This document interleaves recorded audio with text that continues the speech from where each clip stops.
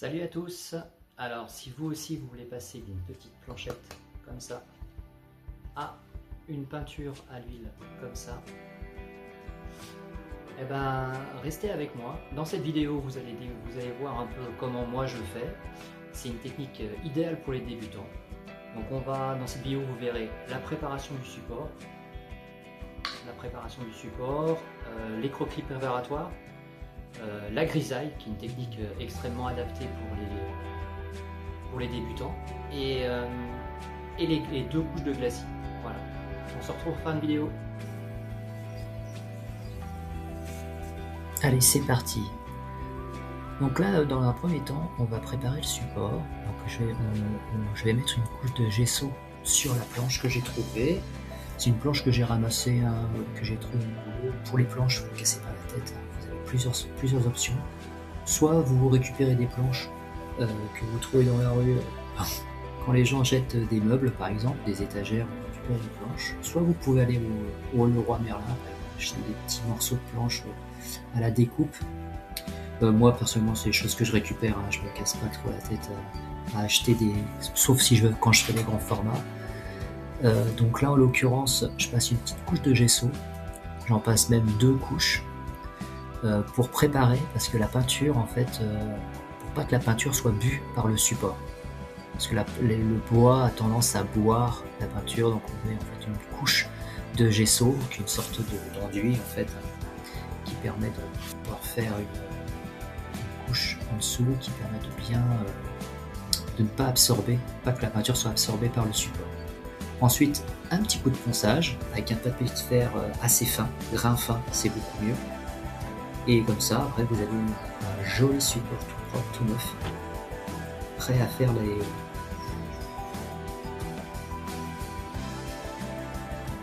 Donc là ensuite, j'ai fait quelques petits croquis préparatoires.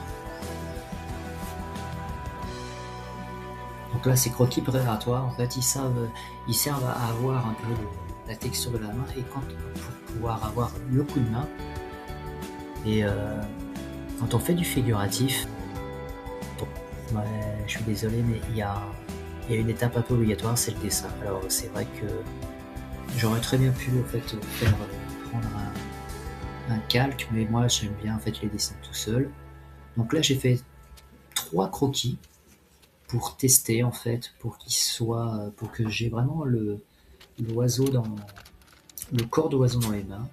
Donc après pour le dessin en fait, on reste sur des fondamentaux, c'est-à-dire qu'on fait des ronds, des ovales, et puis ensuite après on relie tout ça. Voilà, c'est un peu basique, mais c'est pas mal. Alors, vous n'êtes pas obligé de faire des croquis préparatoires, il y en a beaucoup qui ne le font pas. Quand je fais des grands formats, je le fais pas non plus. Mais c'est vrai que s'entraîner, c'est vraiment une étape indispensable. Donc là, j'ai testé déjà un martin-pêcheur de profil. J'aimais bien, mais je n'étais pas non plus très, très satisfait, donc j'en teste un deuxième. Oui, je suis pas... Il faut savoir tester, il faut savoir essayer. Et puis ça permet aussi de pouvoir voir comment est fait l'anatomie des oiseaux. Là vous pouvez voir que je fais aussi des tests de couleurs. Alors là c'est vraiment que j'ai poussé un peu le vis, j'avais envie de voir ce que ça pouvait donner avec des pastels. Regardez où est-ce qu'étaient les lumières. Et j'ai remarqué que par exemple là sur les photos de référence que j'avais, alors les photos de référence je les mettrai pas en incrustation parce que je crois qu'elles sont pas libres de droit, donc je vais pas me risquer à me faire ban par YouTube ou quoi que ce soit. Mais moi je vous conseille, en tant que pour les photos de référence, vous pouvez aller sur Pinterest. Si vous voulez des photos libres de droit, vous pouvez aller sur FreePix. Il y a énormément de sites où vous pouvez avoir des photos de référence, donc vous cassez pas trop la tête. Donc là vous voyez, j'ai fait 3 croquis. J'avoue que les 2 premiers, j'étais pas trop fan. J'aimais bien peut-être celle du premier, la première était pas trop mal, je trouve, la rose, mais j'aimais bien plus la pose un peu en l'air, quoi, un peu. Donc, après avoir fait les trois, je suis parti plus sur le troisième en fait. Donc vous n'êtes pas obligé d'en faire, hein, qui n'en font pas, mais voilà, dessiner, c'est vraiment important. Donc ensuite j'ai reporté mon dessin, donc je l'ai refait sur la planche. Donc j'ai fait bien attention. J'ai pas marqué les traits au stylo. Bon, il y en a beaucoup qui le font aussi. Moi je l'ai pas forcément fait. Ça peut être une erreur ou pas, mais bon, en général j'essaye de faire attention. J'y vais pas comme un bourrin non plus. Donc ensuite, là, on est en train de pouvoir voir l'étape de la grisaille. Alors c'est quoi la grisaille? C'est simplement le dessin, la peinture, mais en noir et blanc. Voilà. Pourquoi en noir et blanc? Ça permet de se concentrer que sur les contrastes, voilà, de ne pas se prendre la tête avec les couleurs. Là, on n'est que sur les valeurs. Donc là, qu'est-ce qui est foncé, qu'est-ce qui est clair. Si vous avez une photo de référence aussi, ce que vous pouvez faire pour vous simplifier la vie, c'est de prendre votre photo et de la basculer en noir et blanc. Tous les appareils de photo le font. Et ça vous permet d'avoir un rendu de ce que peut donner votre grisaille. C'est l'avantage de la grisaille, c'est aussi que déjà au niveau peinture, quand vous faites cette technique-là, grisaille plus glacis derrière, c'est que vous utilisez très peu de peinture de couleur. Bon, par contre, vous consommez un max de noir et blanc, parce que c'est vrai que le blanc, c'est une couleur qu'on utilise énormément, donc on utilise énormément de blanc. Et puis là, et le noir aussi, donc ça permet de contraster. Je vous conseille de commencer par des couleurs, pas par des noirs purs ou des blancs purs. Faites des couleurs, des tons gris, mais gris des gris légers. Voilà, des gris pas trop noirs, pas trop blancs, des teintes un peu neutres. Comme ça vous permet après, quand vous allez commencer à poser vos différentes teintes foncées ou claires, de pouvoir les foncer comme vous voulez. Si c'est trop clair, vous n'allez pas avoir forcément les contrastes, vous allez avoir du mal à vous gérer. Si c'est trop foncé, vous allez galérer à rééclaircir tout ça. Donc partez sur des teintes un peu médium, un peu entre les deux, et puis allez-y doucement, montez en valeur doucement. Donc là je réefface un peu, parce que quand j'ai estompé avec un petit pinceau très doux, voilà, ça permet d'avoir un fond flouté pour pouvoir créer une distance avec ce qui se passe avec le sujet. Ça va permettre de détacher le sujet.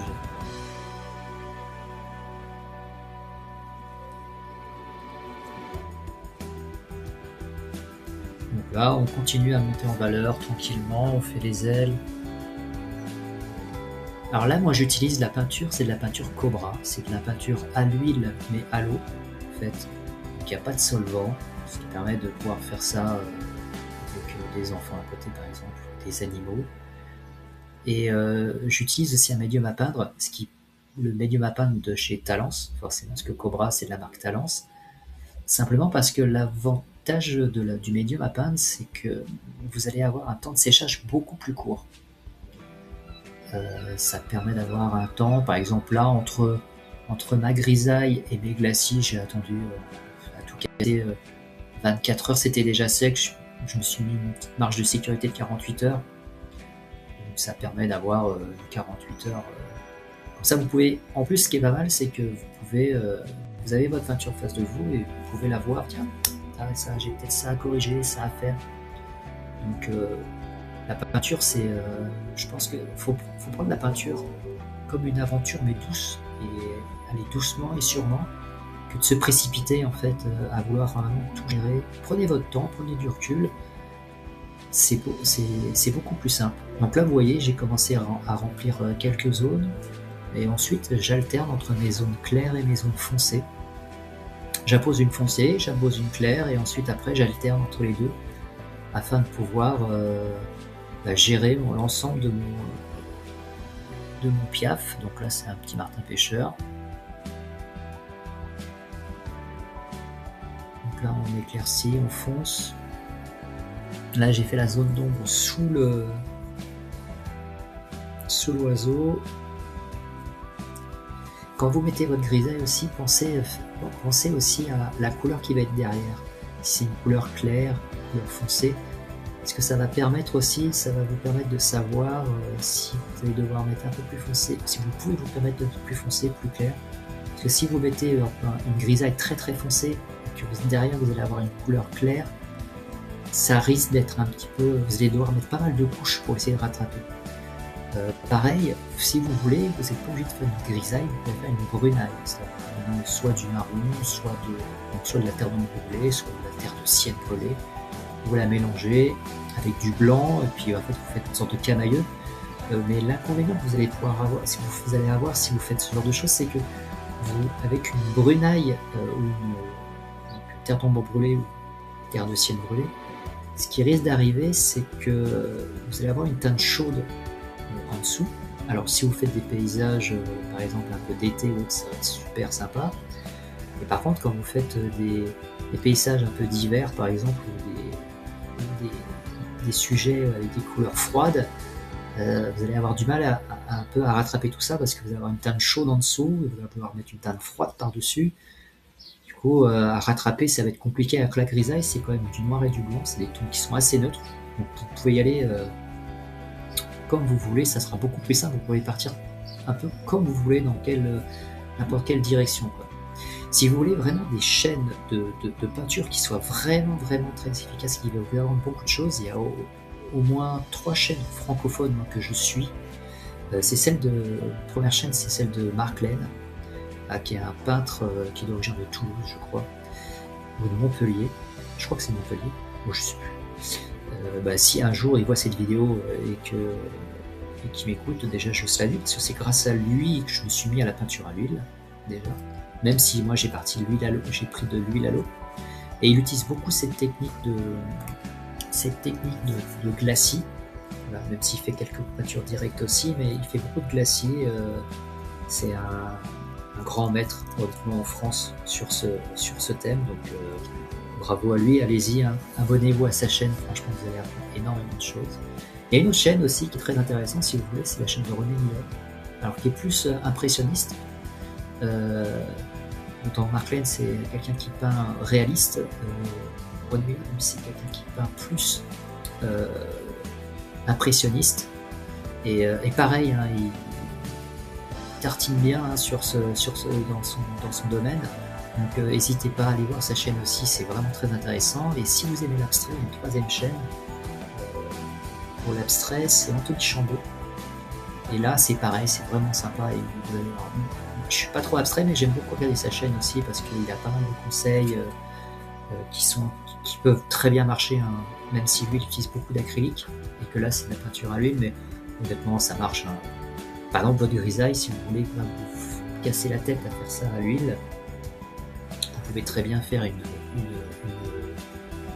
vous pouvez très bien faire une grisaille à l'acrylique si vous voulez, sachant que faut travailler vite à l'acrylique. Alors il y a des médiums qui ralentissent le temps de séchage. Bon après, moi personnellement j'aime bien travailler à l'huile parce que l'huile ça a quand même une texture qui est quand même assez sympa, et ça permet de travailler la texture, vous pouvez sculpter. En fait là, au bout d'un moment, vous voyez, je travaille beaucoup moins en glacis, je travaille plus je sculpte la peinture. En fait, on tape dedans, on met des petits coups de pinceau, on sculpte, on pousse, et c'est vraiment très agréable, quoi. C'est quelque chose, c'est ce qu'il faut pas en avoir peur de la peinture à l'huile. Moi je trouve que en fait pendant longtemps j'en ai eu peur, et finalement je trouve que c'est un médium qui est vraiment très agréable et très facile à travailler, surtout maintenant avec la technique, avec la peinture à l'huile à l'eau là, de Cobra. Il y a 2 marques qui le font, il y a la Royal Talents et puis il y en a une autre, je ne me rappelle plus. Mais vous pouvez franchement y aller les yeux fermés. Donc là on voit que ça commence à prendre forme, hein. On commence à avoir des dégradés, des teintes, l'ombre est bien à l'ombre, la partie qui est à la lumière et se distingue bien. C'est assez. Alors la toile est petite, hein, la petite planche de bois doit faire 14 cm sur 23 cm. Donc pour une taille comme ça, je dois vous avouer qu'on ne s'amuse pas à faire des détails très fins. D'ailleurs, Pour les pinceaux, au cas où vous posez la question, bah, c'est simplement des pinceaux pour acrylique, je crois, qui marchent pour l'aquarelle aussi, hein, donc c'est des pinceaux synthétiques. Voilà, vous cassez pas trop la tête non plus à acheter des pinceaux qui coûtent une fortune. La peinture à l'huile, ça tendance à abîmer les pinceaux. Prenez des pinceaux premier prix synthétiques, ça marche très très bien. Vous pouvez même faire des grands formats au synthétique, pas de souci là-dessus, ça passe crème. Donc là j'attaque un petit peu la petite branche, voilà, l'ombre dessous, je vais faire quelques textures. Il faudra m'excuser pour le cadrage, je sais pas ce qui s'est passé, j'ai mal cadré la vidéo, ce qui fait qu'on ne voit pas le bas. Bon après il n'y a pas grand chose sur le bas, mais bon, pour la prochaine j'essaierai d'être un peu plus cadré. Voilà, je fais les pattes.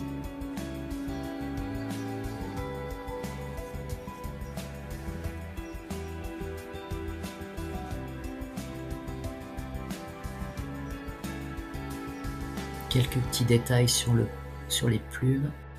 Et on attaque le premier glacis.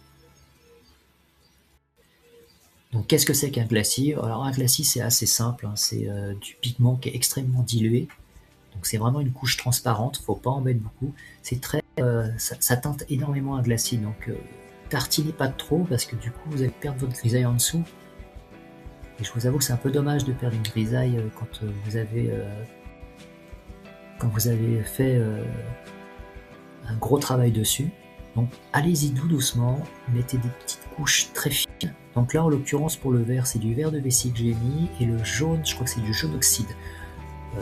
En général je commence toujours par le fond et faire une petite couche de glacis, même si c'est pas la couche définitive, hein, mais ça permet quand même d'avoir de faire les gammes en fait. En peinture, je pense que le glacis en début de séance, c'est un petit peu la gamme des musiciens. Donc là, on fait un peu le glacis, et ensuite après, on va attaquer Je vais attaquer la peinture de l'oiseau. Donc là, je fonce encore un petit peu pour apporter un peu plus de contraste. Et toujours pareil, j'estompe pour que le fond soit assez flou, parce que le fond c'est un fond lambda, je ne me suis pas trop cassé la tête non plus. L'idée c'était vraiment de faire un fond un peu coloré qui fasse ressortir l'oiseau.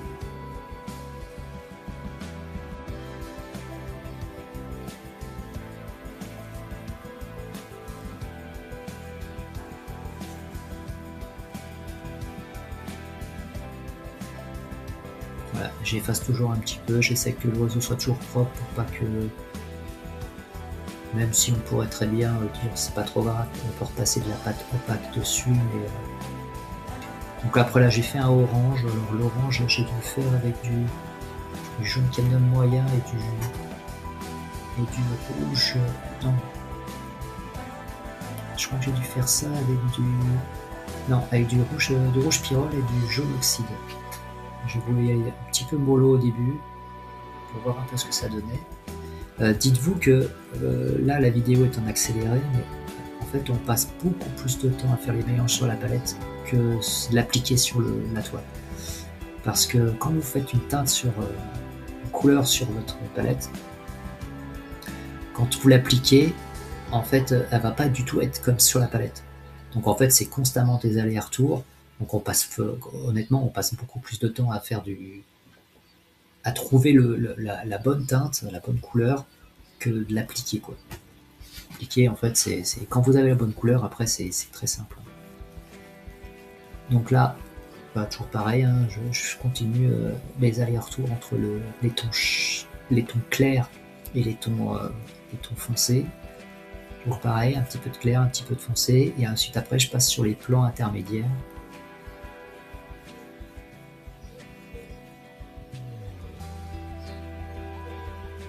Prenez votre temps quand vous faites des glacis.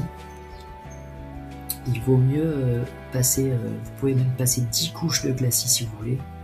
C'est pas trop grave, parce qu'en fait les couches vont s'additionner.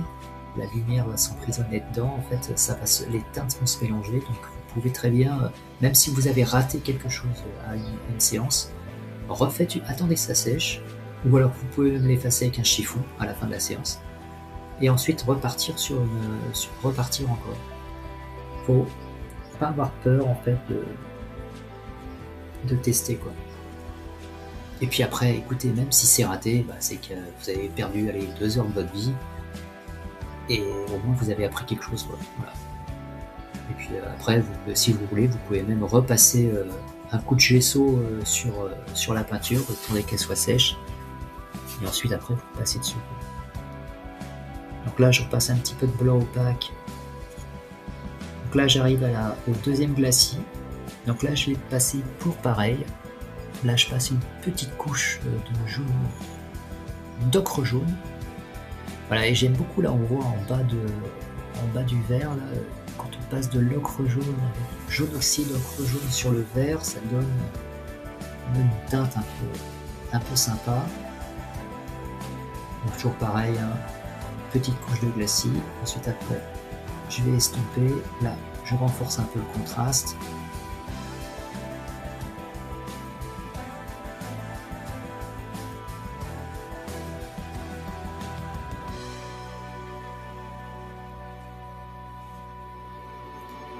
Donc, cherchez pas toujours à essayer de faire la bonne. En fait, moi aussi j'apprends en peinture, et en fait à chaque peinture j'essaye de m'améliorer, donc j'essaye de retenir ce que j'ai fait, des erreurs que j'ai pu faire avant. C'est pour ça que la technique de la grisaille, c'est quand même quelque chose qui est assez, pour les gens qui débutent, c'est quelque chose qui est vraiment très intéressant. Moi c'est pour ça que je l'ai adopté tout de suite, parce que ça permet de travailler sans avoir de pression en fait, puisqu'à tout moment on peut l'effacer. Et à chaque étape, on ne s'occupe que de l'étape qu'on s'occupe. Par exemple, quand on fait la grisaille, on s'occupe que des contrastes. Ensuite, après, une fois que les contrastes sont posés, on s'occupe que des couleurs. Et après, l'atmosphère. Premier glacis, on pose éventuellement l'atmosphère, un peu les teintes. Et le deuxième glacis, vous renforcez, et ainsi de suite, jusqu'à ce que ça vous convienne, en fait. Là, typiquement, c'était une toute petite peinture. Donc, j'ai pas dépassé 2 glacis, quoi. Donc, en 3 séances, donc première séance, j'ai dû faire 1h30 la grisaille, et ensuite j'ai dû faire 30 minutes le premier glacis et 40 minutes le deuxième glacis. Vous voyez, en 2h30, 2h30, 3h à peine, j'avais quelque chose qui est assez sympa quoi.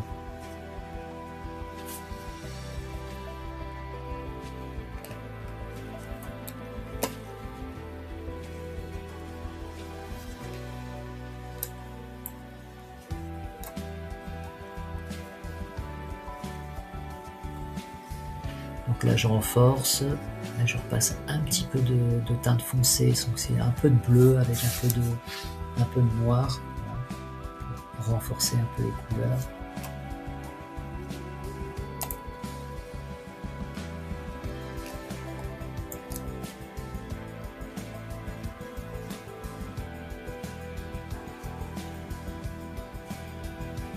Un petit peu d'ocre jaune là pour avoir un peu l'ombre sous le gosier.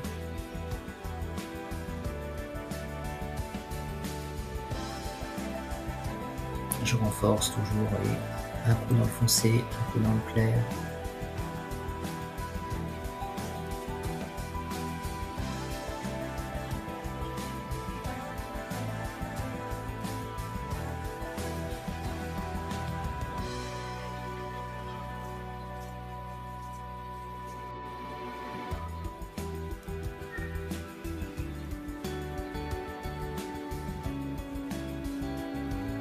Je renforce un peu la branche.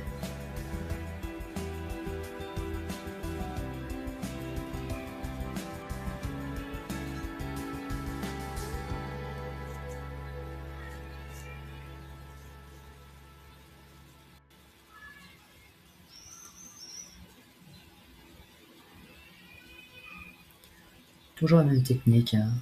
Je mets une teinte claire, une teinte foncée, Et ensuite les teintes intermédiaires. Je renforce un peu l'ombre sous. Je fais quelques petites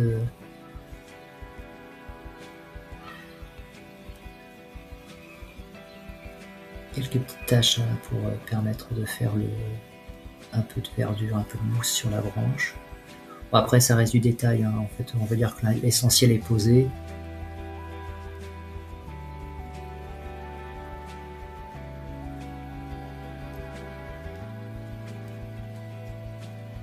Voilà, c'est une petite erreur que j'ai fait. Là je m'en rends compte et du coup qu'est-ce que je fais? Je efface, voilà, c'est l'avantage. Vous avez été jusqu'au bout, je sais qu'elle a été assez longue. Et ensuite je vais rediluer comme vous avez pu voir, mon blanc dans j'ai du laissé, orange. j'ai finalisé en fait quelques petites choses hors caméra, par exemple les yeux ici et puis quelques petites touches par là, simplement parce que ça demandait énormément de précision et je vais brosser un peu tout ça pour que ce soit dans le sens des plumes. Aucun intérêt de le filmer. Donc voilà, ça c'est vraiment quelque chose qui peut être fait par tout le monde. Honnêtement, c'est pas très compliqué, faut être méthodique, faut faire ça sur plusieurs jours. Normalement, on peut sortir quelque chose comme ça assez facilement. Voilà, donc si vous avez aimé, n'hésitez pas à liker, commenter. Voilà, dites-moi ce que vous en avez pensé. Si vous aussi vous utilisez la peinture Cobra, par exemple, et si vous utilisez la technique de grisaille où vous êtes plus sur de la peinture directe. Et abonnez-vous. Je pense faire d'autres vidéos de peinture aussi. Je vais alterner en fait entre vidéos de bande dessinée et vidéos de peinture, sachant que j'aime les deux. J'ai des projets aussi pour les deux. Ma prochaine peinture, je pense que ça sera un grand format. Et je pense que je la filmerai aussi, puisque en fait pour les grands formats, c'est intéressant, toujours en grisaille. La grisaille, c'est quand même une technique quand même assez intéressante. Ça permet de prendre moins de risques que de faire de la peinture directe. C'est une vieille technique, mais je trouve que c'est une très très bonne technique. Voilà, merci beaucoup, merci d'avoir regardé, si vous avez été jusqu'au bout, si vous êtes courageux, parce que je pense que la vidéo est très longue. Et voilà, il me restera peut-être juste à faire les bords. Et merci beaucoup et à la prochaine. Ciao.